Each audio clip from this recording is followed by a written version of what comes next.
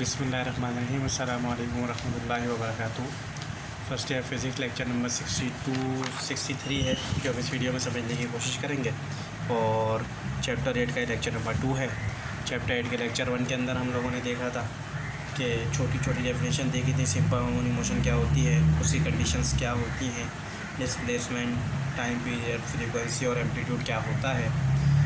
उसके बाद फिर हमने एक डेरिवेशन भी सॉल्व की थी कि motion of the projection of particle and diameter of circle simple harmonic motion, तो वो भी प्रूव कर दी थी। अब time period of projection of particle निकाल रहे हैं।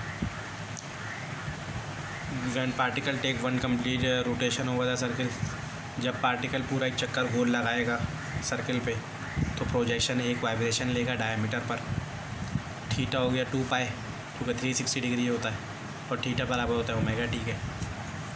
तो इन दोनों को कंपेयर करवा लिया। वन रोटेशन है तो टाइम पीरियड को कैपिटल टी कर दिया, थीटा होता है ओमेगा टी, कंपेयर कर लिया, ओमेगा टी बराबर हो गया 2 पाई, तो टाइम पीरियड हो जाएगा 2 पाई बाय ओमेगा। फ्रीक्वेंसी आपको पता है रेसिप्रोकल ऑफ टाइम पीरियड होता है 1/टाइम पीरियड। तो टाइम पीरियड हमने निकाला हुआ 2 पाई बाय ओमेगा, पलट देंगे तो ओमेगा/2 पाई हो जाएगा।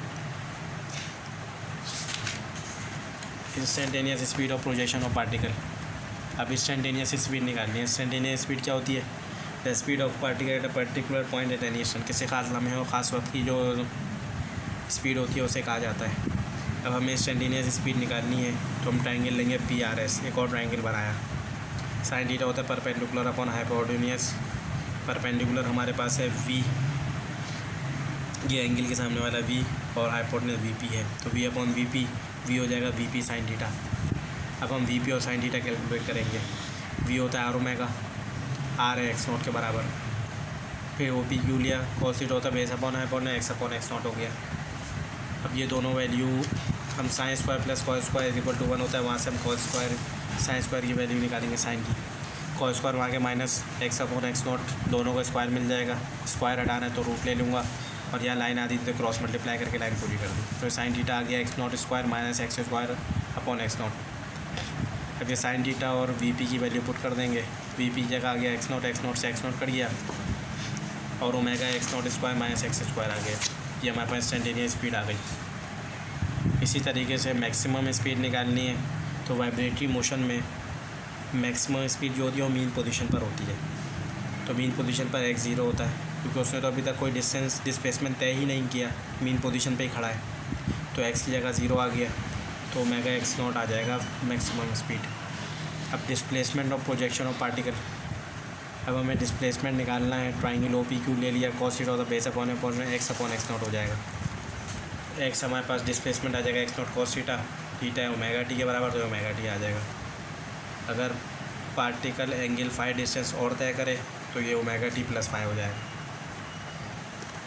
तो यहाँ आके ये 6 डेरिवेशन जो थी वो प्रोजेक्शन ऑफ पार्टिकल से पर मुश्तमिल थी, जिसमें से पहली वाली और चौथी वाली इंपॉर्टेंट है, इंस्टेंटेनियस वाली और पहली वाली। बाकी टाइम पीरियड और फ्रीक्वेंसी तो आसान है और ये भी आसान है, बाकी आखिरी के दो। अब जो दूसरा टॉपिक आ रहा है बहुत इंपॉर्टेंट है, ये भी show that the motion of body attach bye elastic spring under elastic restoring forces motion. अब ये स्प्रिंग का आ रहा है। पहले प्रोजेक्शन ऑफ पार्टिकल आया था, अब स्प्रिंग को हमें बताना है कि स्प्रिंग की मोशन सिंपल हार्मोनिक मोशन है या नहीं। हमने एक ऑब्जेक्ट लिया जिसका मास है, हमें डायग्राम भी बनानी होगी आपने। ये x है, ये पूरा x0 है। हमने एक ऑब्जेक्ट लिया जिसका मास है हमें, वो इलास्टिक स्प्रिंग से लटका हुआ स्प्रिंग कांस्टेंट K है।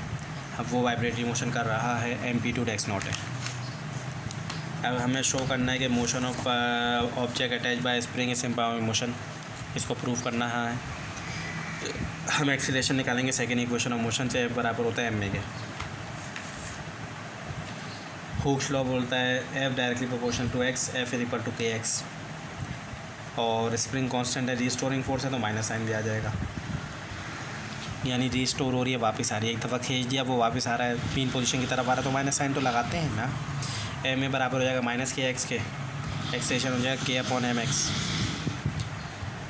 k अपॉन m कॉन्स्टेंट है, constant equal to directly proportional आ गया, तो एक्सेलेरेशन डायरेक्टली प्रोपोर्शनल होगा डिस्प्लेसमेंट के, तो इसका मतलब ये सिंपल हार्मोनिक मोशन कर रहा है। ये बात हमने यहाँ पे भी लिखी हुई है कि acceleration of the object attach by spring under elastic restoring force is proportional to displacement, so the motion of object in a simple harmonic motion. अब टाइम पीरियड निकालना है इसका बैठकर, तो टाइम पीरियड हम लोग इसकी अगली वीडियो में निकालेंगे।